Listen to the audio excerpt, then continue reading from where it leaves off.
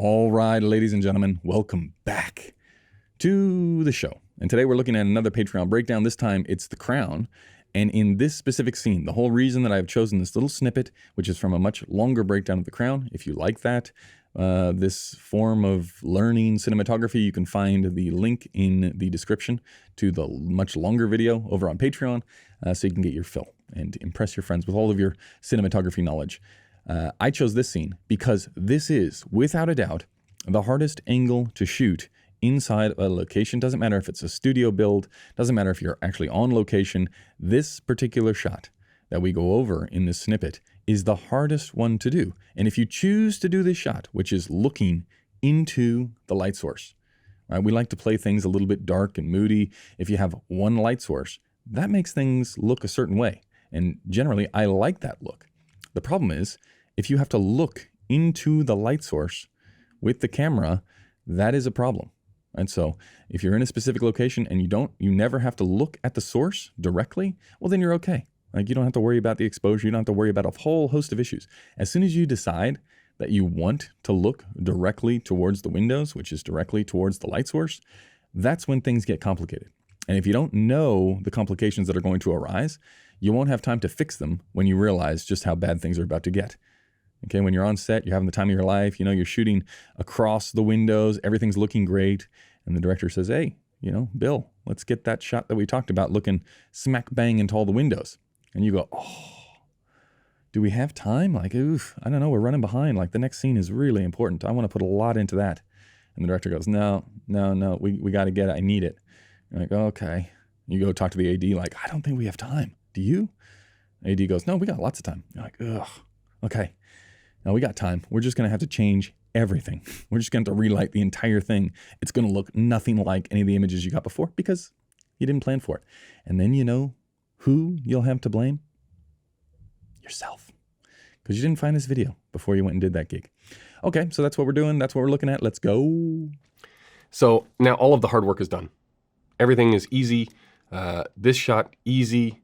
Really, you're just deciding on the room tone. If you want more room tone here, deep in here, this is where on the Tech Scout, you have to be like, okay, how much contrast do we want? Where are they going to be sitting? You sit them in the perfect spot, right? Because if you sit them any further down here, there's not going to be enough light.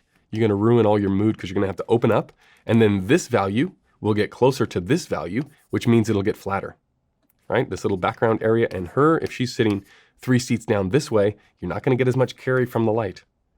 So sit them in the right spot, right? Blocking is lighting. You can't get around it any other way.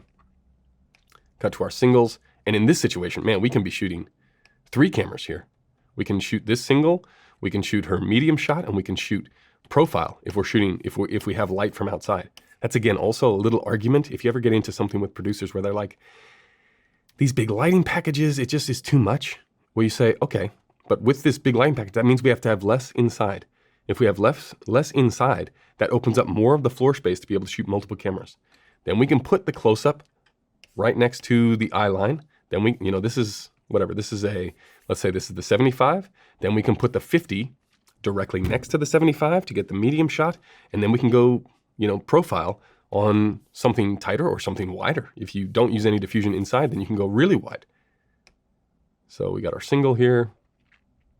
Again, beautiful eye light, her position in the chair. This is also something very easy to change on the day. Like you would just, and I don't know if other people do this or if it's just me, but I would have no problem going up to this person and saying, hey,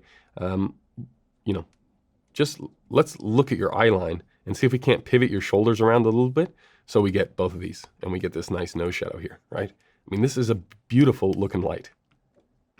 Beautiful. This is what makes it nice. And then it's the exact same thing for the other person. I mean, this is the hardest shot. They're like, how are we going to make this look good? We don't want to fill from inside, so she's just going to be dark. Can't stay over there that long. She's not going to spend the whole scene over there talking this way. Again, over the shoulder. Beautiful light, right? Now this same level across the face, this is where you get in trouble if you have not enough level, right? Because even this, what is this, like 3 feet? 3 feet is okay. Like, it's not going to be, you're not going to feel the carry of that too much if, you're underpowered in lights. But if you're really underpowered and you want to see this guy, this person, and another person, Well, now you start to really notice the drastic effects of the light falling off. And then if you want, you'll have to, if you only have smaller fixtures, you have to carry the light from inside the room, which takes longer. So yes, it's cheaper in the short run because you don't have to pay for the big lights and the generator and everything that goes with it. But it's longer in the sense that you're just sucking up time on set, and people don't like that. So better if you're gonna piss people off, better to do it before you get there on the day, especially with directors. Like, solve those problems before you get there, because if you take up time on the day, if I was a director, I'd be like, what are we doing here? Like, come on, just spend the extra $2,000 and get the thing that works so we can just sit down and focus on the performances. Same angle. I mean, this is bread and butter stuff. Window over here. Doesn't matter what kind of room we're in, doesn't matter anything. You want to make this thing more interesting? Well, then we can throw shafts back there. You know, if you don't have as cool of a location, just find ways to make it more interesting in the background. Throw shafts, keep this light soft on them, do something else back there, but just balancing the ratios between the two. We got little shoulders in there, which is nice. And this is the size that I was talking about. So you could get this, and depending on the length of the lens that you go, I mean, that other shot is probably from inside this conversation, her single, but you could get a long lens single from over here, right? Just on her, or you could definitely get one going this way on her, and then you could have this over the shoulder, just pinging off the 2 on the B camera, or the A, depending on how you do it. You're actually on location. You definitely want to see the roof, right? That's the old cinematographer's trick. Plus, this is like the focus of the entire scene. We keep going. Now, this is the hard shot, right? This is also the shot that would say, who knows, this might be green screen, right? It probably is green screen. But this is the hard shot where if we were deciding, okay, are we going to have the 9K, are we going to do this with a single 9 or 2 9s on stands out there? Or are we going to do a goalpost rig over the top of this window? This would be the situation where if we really wanted this shot, I would say goalpost. Because goalpost is easy enough to move. Once you set it all up, it takes a little bit longer to rig than just putting on the stands. But now we can put the 9s up here, 2 9s up there like this, and push them this way, right?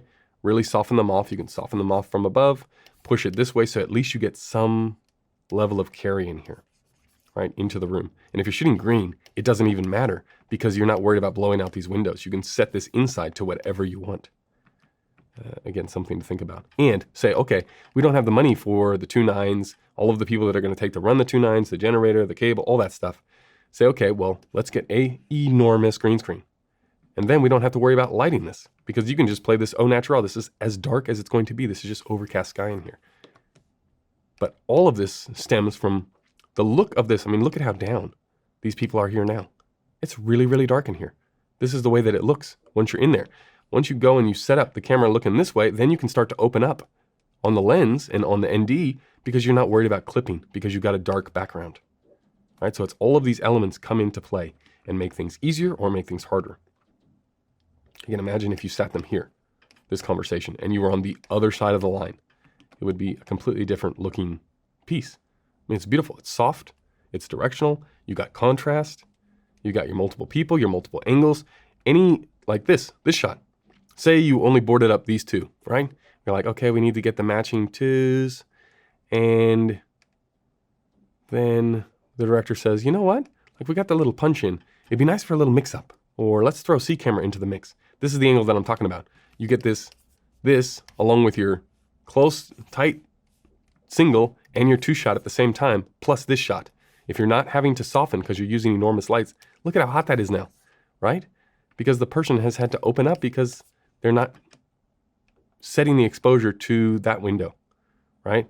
They've significantly opened up to get there. Okay. Next, what do we do here? I think we go to this headshot, right? And now you can see we're going the other direction in the room, much like we were for that first shot. And look how it just flattens everybody's face off, right? Even though they're out of focus.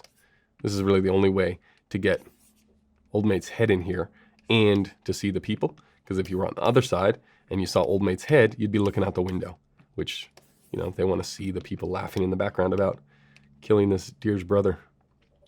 Ha ha ha, everyone's having a good time. Leave the focus there, and you're laughing. Okay, do you see what I'm saying? Do you see about how if you were to If you knew that you were going to do that shot, you have to build out the whole look before you actually do that shot, because that limits everything that you can do from there. Unless, of course, unless you got the VFX team on speed dial, they're there next to you, then just palm off all your problems onto them. Like, do we need these windows? Can we blow these windows out and never have to think about them again, and we'll just have VFX fix them up? And then if they say yes, that's on them, right? That's their fault. Now, the problem is, if you're shooting a commercial and you say, hey, VFX team, can you do this to the window? And they say, yep.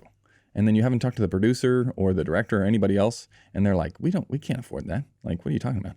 Well, then it just goes in the final edit with a giant blown out whatever it is that you were trying to avoid. So be careful with those VFX people, right? They're nice. They're very nice people. They're always trying to help. But they also need to get paid, which is a shocker. So maybe talk to the people that are going to pay the people to do the job that you don't want to do on set, or that you're trying to avoid, or that you're trying to get out of.